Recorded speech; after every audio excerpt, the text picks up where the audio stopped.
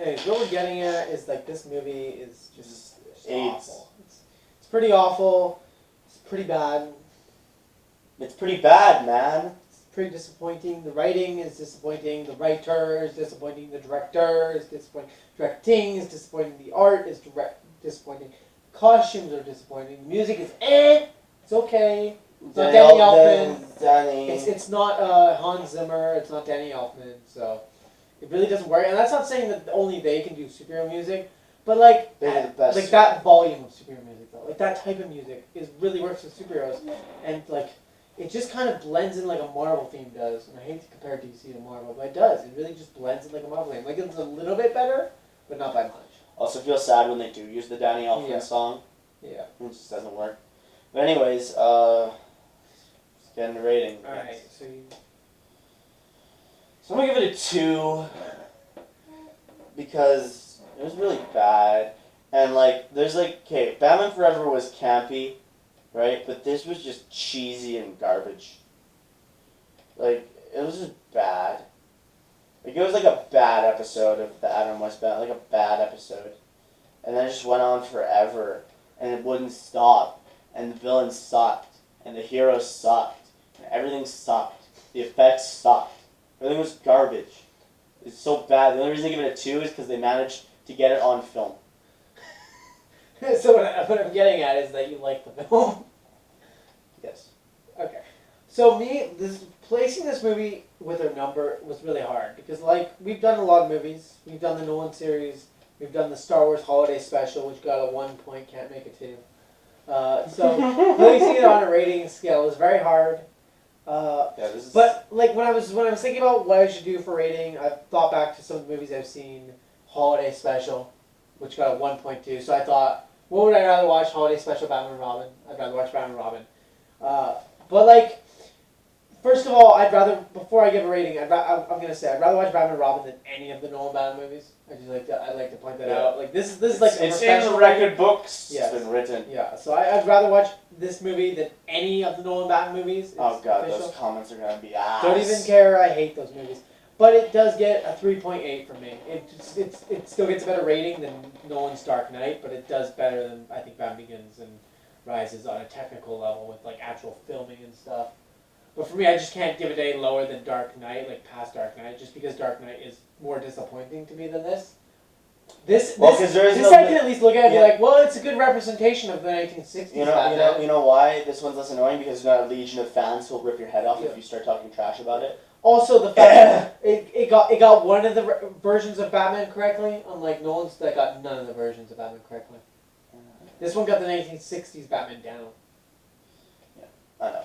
There was a point where it was like, yeah, I know. But yeah, that's our. Oh, and Poison Ivy was asked. I was just as an aside. I was trying to decide which was worse villain for me, who I hated the most out of both of them. Or actually, no. Well, I'm not going to include Bane because he didn't do anything. You don't want to include Bane? No. You don't want to include yourself? Well, the issue... I'll be Poison Ivy, you be Bane. The issue with Bane is, like, he doesn't do anything. He's just a muscle. So it's really just like if I was like, oh, who's the best villain in the first Batman movie? Joker or Bob? Like, it's not, like... Joker or Bob? You know, I didn't even qualify him. But I just say, like, out of Poison Ivy and Mr. Freeze, which one I find more annoying, it fucking have to be Poison Ivy.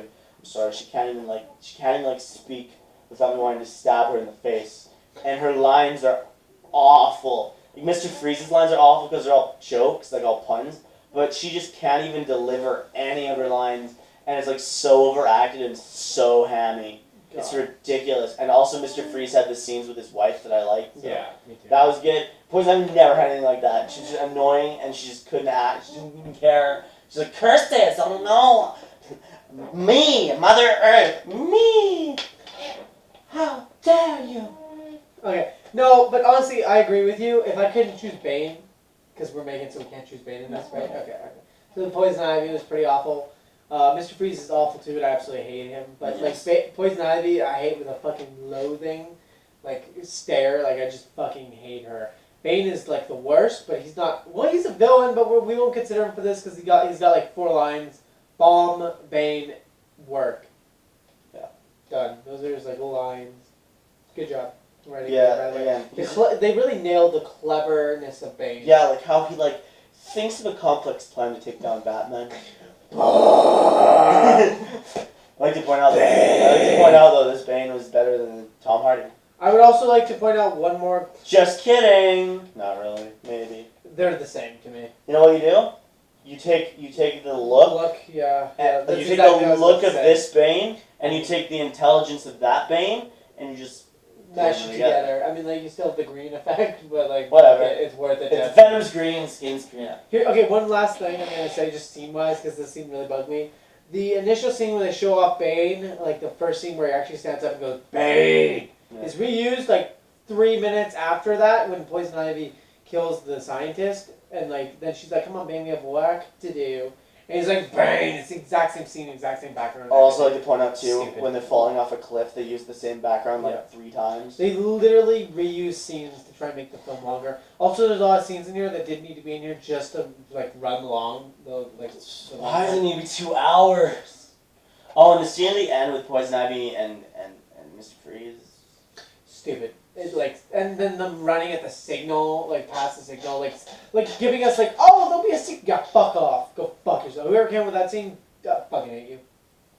Like, why would we want another one of this after this? Like, this was the like fucking nail in the fucking bloody coffin. We could have had Superman Lives if it wasn't for this fucking film. Yeah. And I want to see Nick Cage as Superman. To be fair, they probably would have corrupted the shit out of it. I don't give a fuck. They even mentioned Superman in this one too. Anyways, so, I would rather see like the concept of Superman Lives yeah, than I fucking agree. I agree. Batman. I agree. So I'm Anarchy, bringing you the guys of the chaos. I have Goblin Grin, and this is another video that Alcatraz isn't here for. And welcome. Hopefully, you guys enjoyed another Nerds United movie review for DC month. Hopefully, you guys are enjoying these so far. Let us know what you guys think. What's your favorite Batman movie? Once again, You're gonna get a lot of Dark Knights. yeah. You're gonna get a lot. Favorite Batman, and you can include Batman Affleck in any Batman you want, even Kevin Conroy, because he is a Batman and he's a worthy. You know what else you can include? Fuck yourself. Christian Bale. See, we're not gonna include Bale because he's just like. People are gonna Christian do Bale. it. People are gonna do it. No, they're not. He was a man and he wore a bat suit. Anyways, see you guys. Batman. Bye. He was a man and he wore a bat suit.